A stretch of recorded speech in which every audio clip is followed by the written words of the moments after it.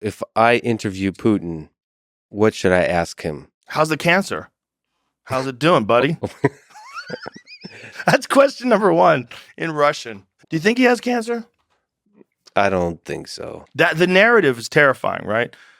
Dictator of the largest nuclear arsenal in the world who also has cancer and he just invaded a sovereign country. That's a terrifying narrative because that's what we're all afraid of. Someone who has nothing to lose who just decides to let loose a nuke. Well, I do think maybe it's projecting, but if I had cancer, or if you think about leaders that have cancer, you're facing your own mortality, I would think he would be more focused on his legacy, and dropping nuclear bomb is not good for legacy.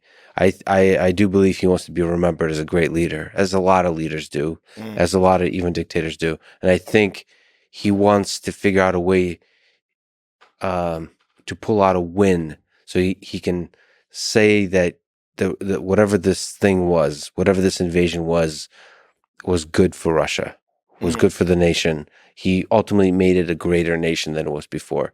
And perhaps you could justify an escalation of war to be that. But I don't.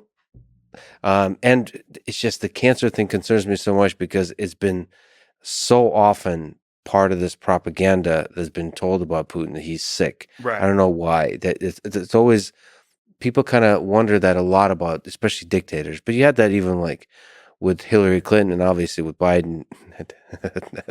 That narrative is stickier. So for some people, it's stickier. That narrative is transparent and obvious. But the degree of it is a question with Biden as it is with everyone. Like, what's, how healthy is this leader? That's a question people often ask. Always. They were doing that about Trump too. The thing about Putin though is like his appearance is altered, where he looks very bloated. His body doesn't look much bigger, but his face looks like puffy and swollen.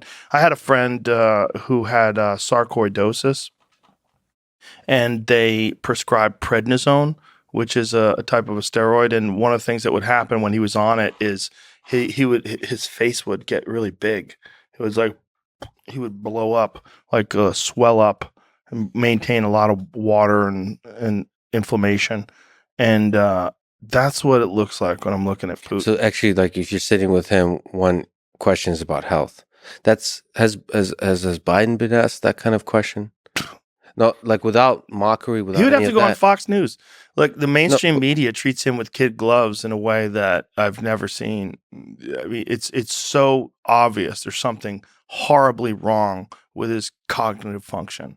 Well, I to push back, I don't know if it's horribly wrong. You don't think it's horribly wrong? I think there's uncertainty to which degree is wrong. I would love there to be a serious like conversation about with him.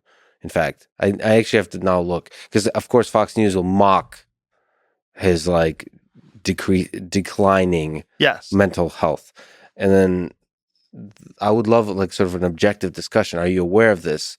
Are you like what are you putting in place? Are you yourself? Because if I was a person with declining mental abilities, like you have to start.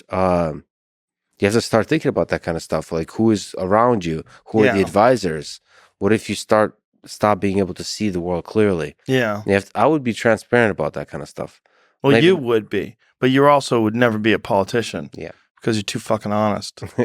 Well, yeah, but actually from a conversation perspective, it would be nice if that kind of discussion was had. It would be. But all jokes aside, with Putin, I would ask questions about democracy versus what they have. I mean, without any disparaging descriptions of what is going on over in Russia, it's clearly not a democracy. The way he has it set up, the elections are a joke. So he would push back. That's clearly not a democracy. He is still very popular. So majority of people are huge supporters of Putin inside Russia. The people that push back against that would say that that's because any serious opposition is pushed out of the country. Yeah. So like his competition and murdered. Yeah. So, but yes, that's a really, really good question. The value of dictatorships.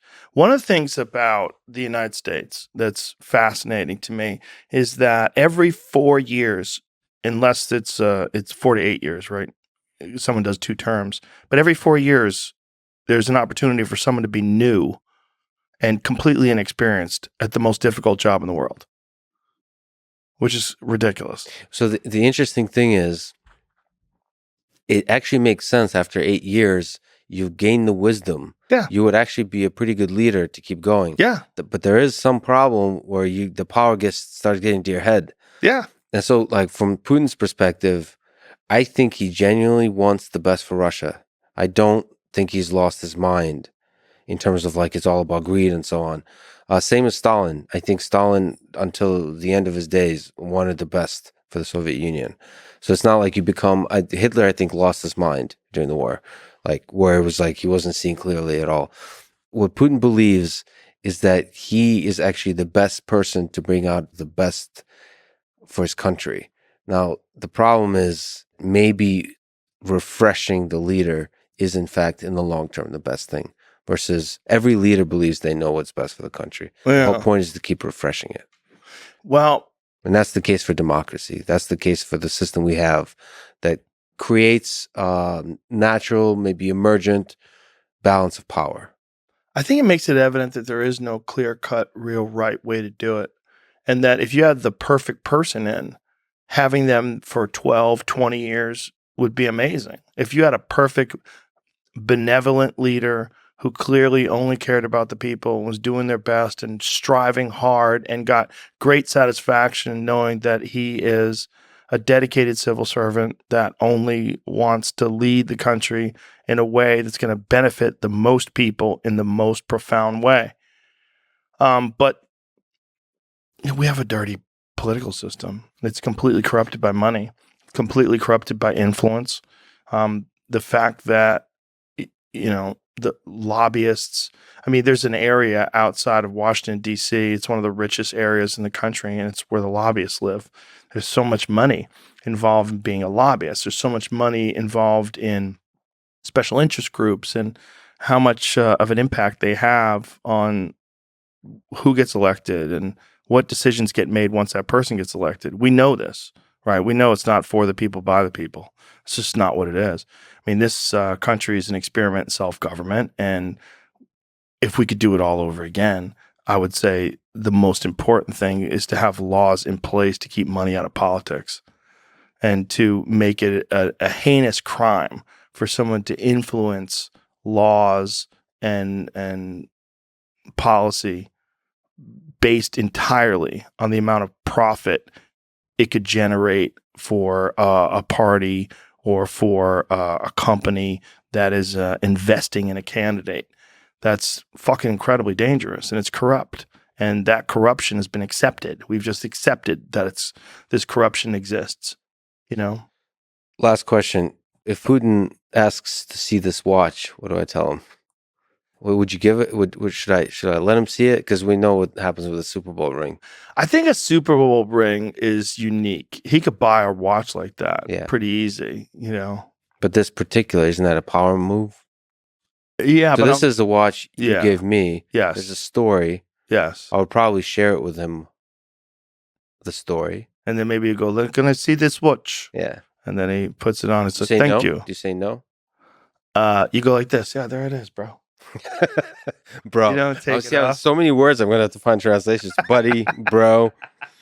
I guess bro is brother. If he takes your watch, I'll buy you another one. If Putin steals it.